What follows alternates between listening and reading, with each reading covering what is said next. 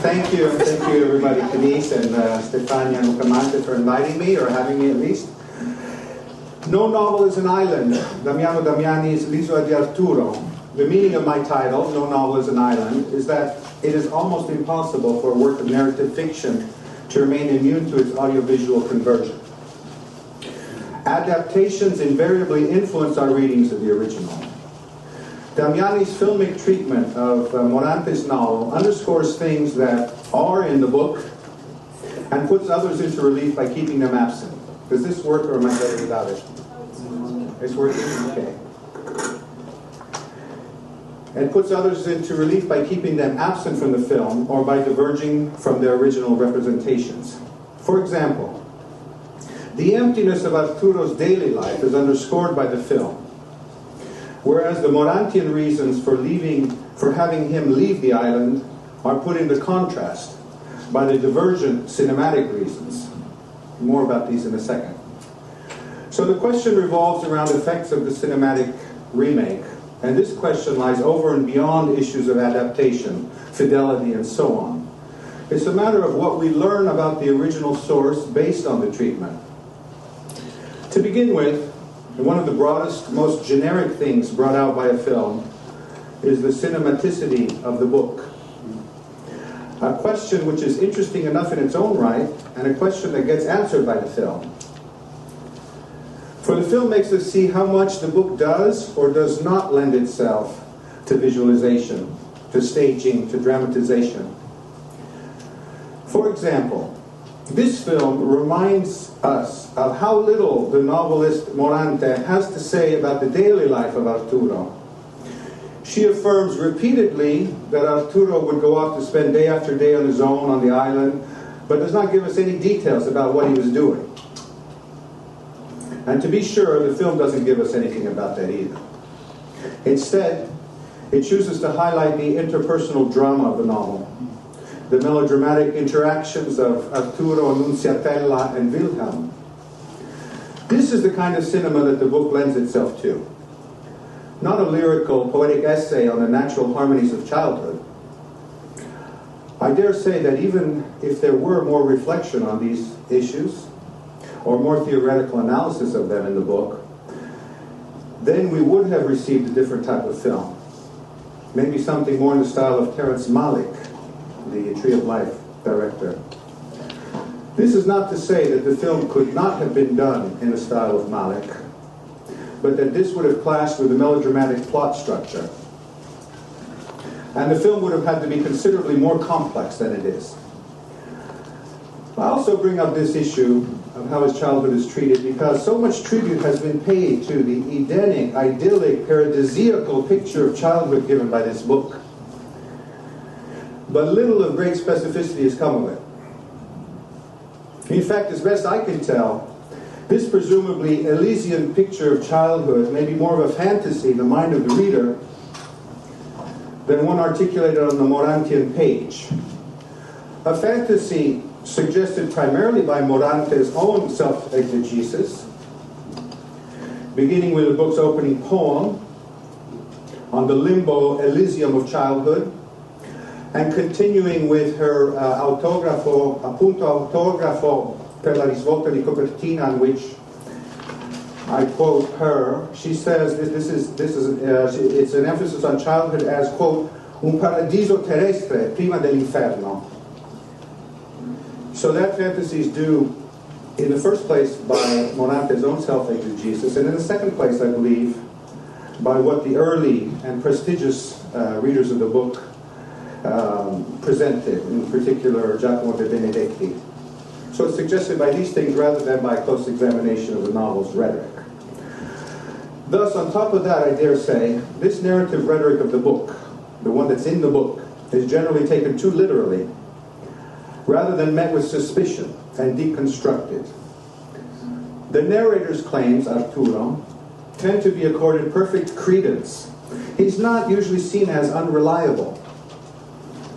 As a matter of fact, despite the Proustian spirit of his autobiographical recall, which Stefania Bucamante has convincingly tackled, there's hardly any critical distance between this narrator in the present and the boy he once was and talks about.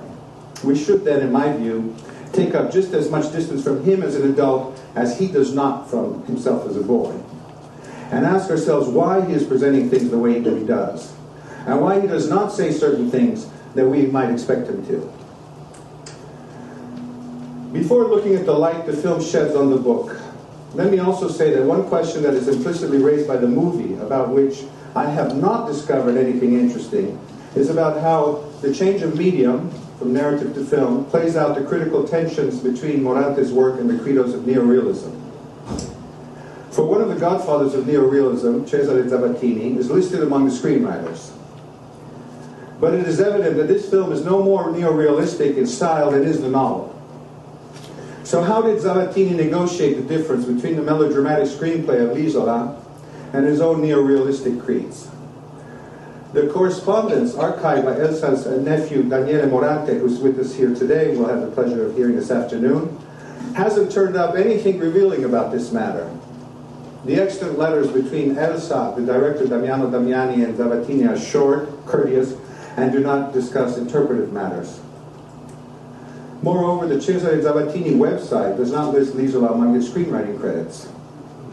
And if you return to the credits rolling at the top of the film, you'll find that Zavattini is listed beneath the three screenwriters of the film under the title Con la collaborazione di. It's not clear, therefore, that Zavattini took an active role at all in the conceptualization of this film. As I've suggested, the cinematicity of a book will be enhanced by its filmic adaptation, and other elements of the writing will be made conspicuous by absence. There are many examples of this, but time is so short that I'll try to condense some of my observations around a continuous clip, the last sequence of the film, which begins in a dark subterranean room in which Arturo confronts the man his father's in love with, and then goes on to Arturo divulging the scandal to Nunziatella, lusciously sealed with his second, most fatal kiss, and then to Wilhelm the father deciding in the film not to leave the island after all, and Nunziatella commanding that Arturo leave instead. Many issues at the heart of both novel and film loom large in this sequence. The biggest is probably the film's pudeur about the homosexual thematic of the book. Not only does the movie play it down, it has Arturo's father renounce this devious relationship and come back to the fold of the heterosexual family. Nothing similar exists in the book. And yet, in actual fact, this pudeur only mimics, elaborates, and culls the inevitable consequences of the official readings of the book. Here again, I'm pointing to a difference between the book in itself and traditional criticism of the book. It seems to me that this is a much bigger problem for the comprehension of Morante than for most 20th century Italian authors. Early commentators, nearly one and all, sidestepped the question of homosexuality and how it and other issues of gender and erotics might influence the father-son relationship. In fact, even this father-son relationship is generally ignored, despite its markedly peculiar nature. Critics deflect these issues, I'm not sure how deliberately, by foregrounding the kind of stuff that does not foster psychosociological analysis at all. And again, in subservience to Morante's own exegetical recommendations. The mythical atmosphere of Arturo's island, its fairy tale quality, its affinity to fable, its almost allegorical account of coming of age. Child psychology is also put aside, even in monographs completely dedicated to the theme of childhood in Morante. I'd like to take a strong position here, and admittedly with some castration anxiety in front of so many Morante experts.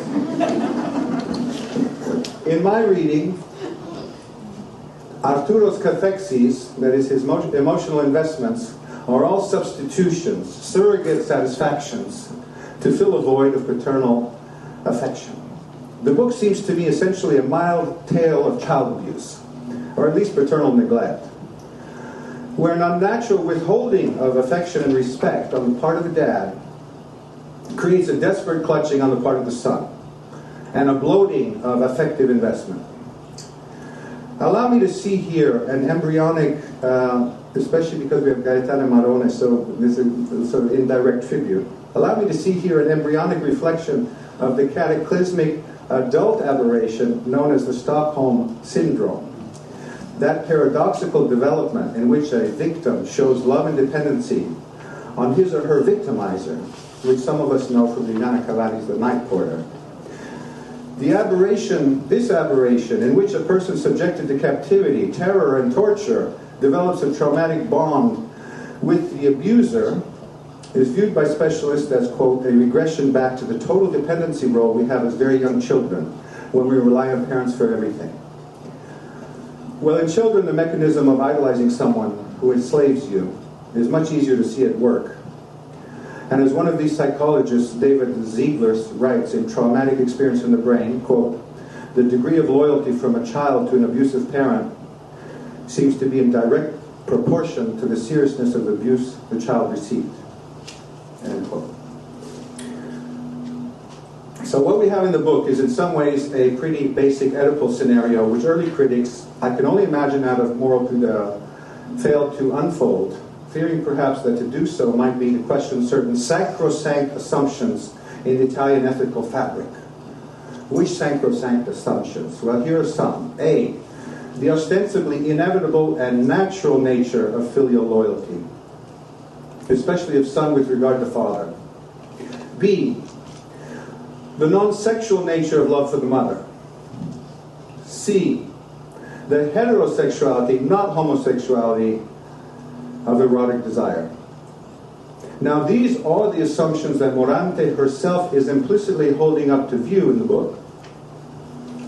A bit like others of the time, I'm reminded often of Rocco e suoi fratelli by Visconti, 1960. Despite, however, the fact that she implicitly holds these assumptions up to view, those are assumptions that her critics were by and large unwilling to put into question.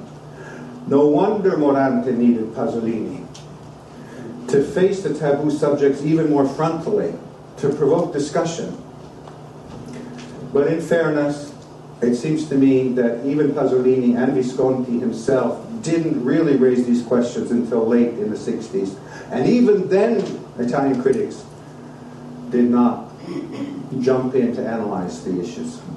Okay, but how do we get from a proto-Stockholm syndrome to an Oedipus syndrome? Quite easily, I believe. Arturo's abnormal, dystrophic attachment to his father interferes with the inevitable need to push back at the dad, to establish and assert one's own autonomy as a male youth. Yes, Arturo finally does so, but only after traumatic events. Until he falls in love with his stepmother and witnesses the objection of his father, Arturo is pathologically overdependent on that authority figure.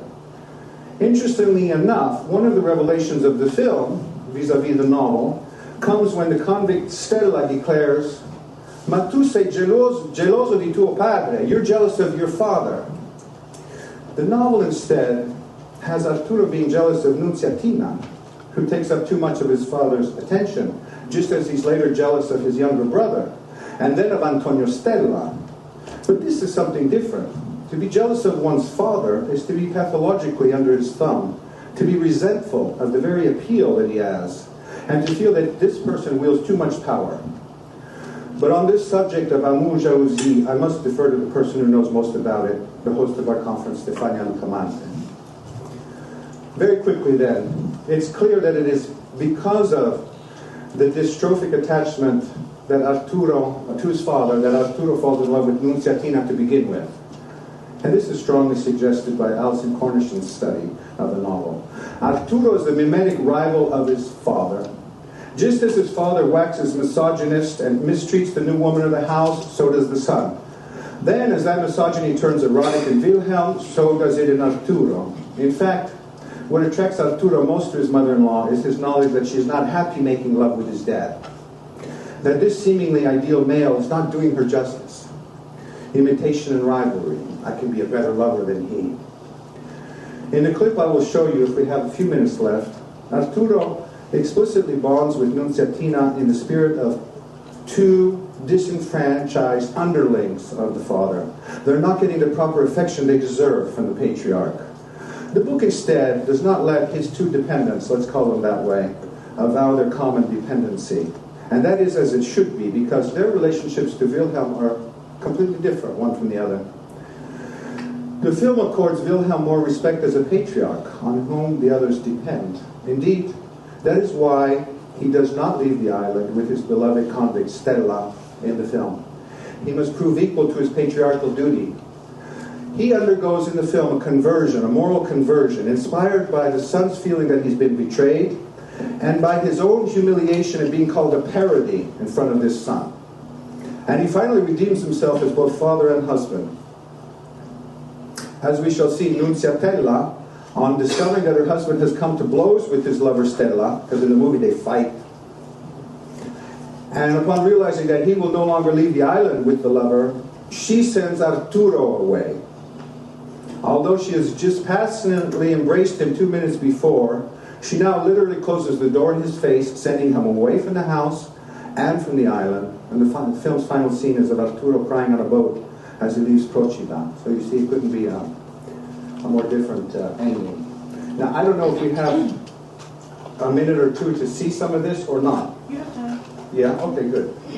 So, this is when we might need the lights off in the room, though, if it's possible. Here's where I pick up this sequence at the point when it becomes clear in Arturo's mind that the problem with Wilhelm, his father, is that another man lies at the center of his affections. And we have this revelation of the dungeon. Here's where the cinematic direction is good. The dungeon is of the repressed that's underneath with the bars, the hidden animal beneath the social surface. The revelation of this object of affection coincides with the realization that Arturo's father is not omnipotent, that he is rather himself dependent and subordinate on this man. So you have a kind of mirroring effect, which unfortunately the film does not turn into a true revelation of human nature, as you might have got from Visconti.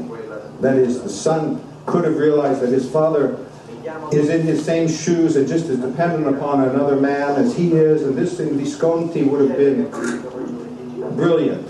Unfortunately here it doesn't lead in that direction, as we'll see. This revelation of Wilhelm's dependency serves only to cast a subjugating aspersion upon him, because the son, when Wilhelm comes in, say, "You are a traitor, you've betrayed me and the family." So that's the only thing that registers in Arturo's mind, given this scene that we see here. And Wilhelm the father buys this aspersion, this critique, and he allows himself to be coerced by social judgment, and the family reaffirms its value as sacred.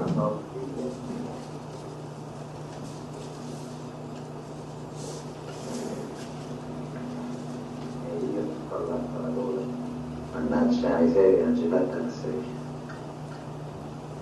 seria. Poi ha tirato in ballo mezzo mondo per farmi trasferire a questo schifo di carcere. Sì, ne ha spese di soldi. Perciò calmati, rispettami e vatti da tutti, va.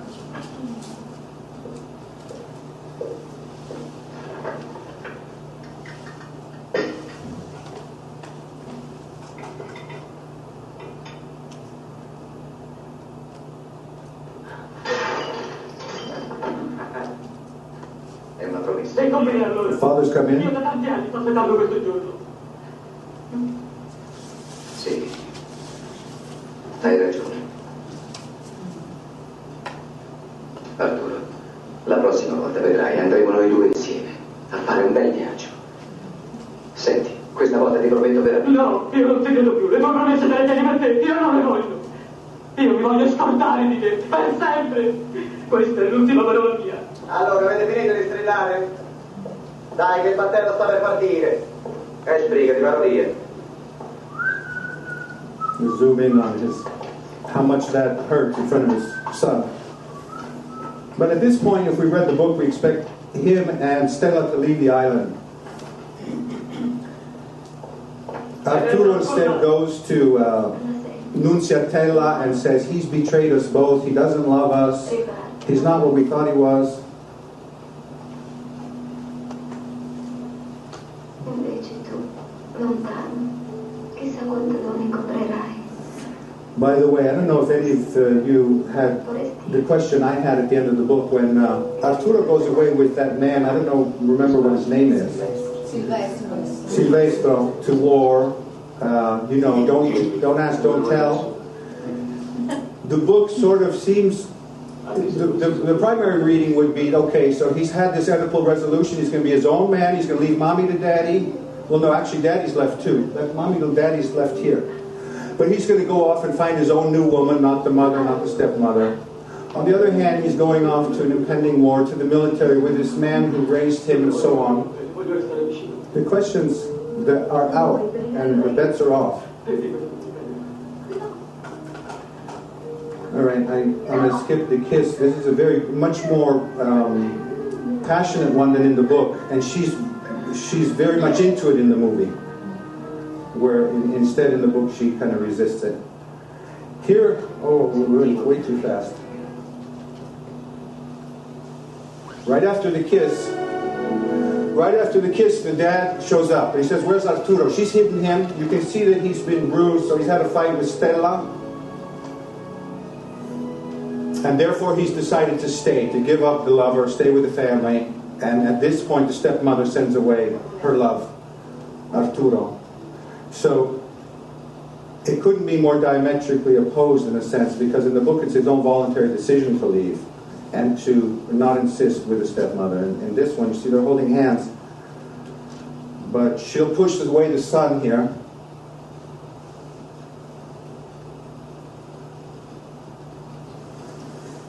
So it's a story then, it's a morality play. The movie's really a morality play of sacrifice and renunciation, of the wife to her man, of the son to the father, of romantic love to effective duty. Think of Nunziatella as a Dostoevskian type of woman.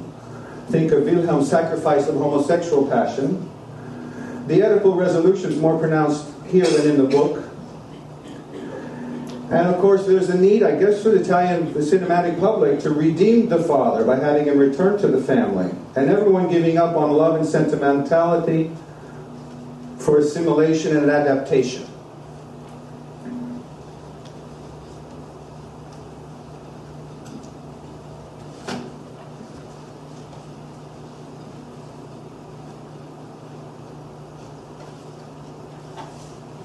Look at the door.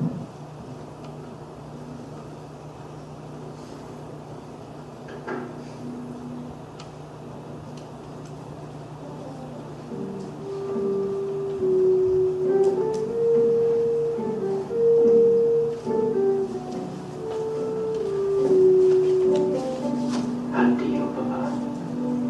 Il ricordo della tua persona mi tornava alla mente, non come una figura precisa, ma come una nuvola che avanzava carica d'oro. Ricordavo una tua alzata di spalle, un tuo ridere distratto, ma dentro di me cresceva una certezza dolorosa. Sentivo che ti avrei dimenticato e che un giorno avrei pensato a te come a una favola. Ormai ti perdonavo tutto. Ti vedevo invecchiato che vai e che torni, scombinato, adorando chi ti dice paropia. Quando la Nunziatina forse non era una donna speciale, forse come lei ce ne sono tante. Ora il suo ricordo non mi avrebbe mai lasciato, e qualsiasi altra donna avessi amato sarebbe stato amore rubato a lei. Thank you.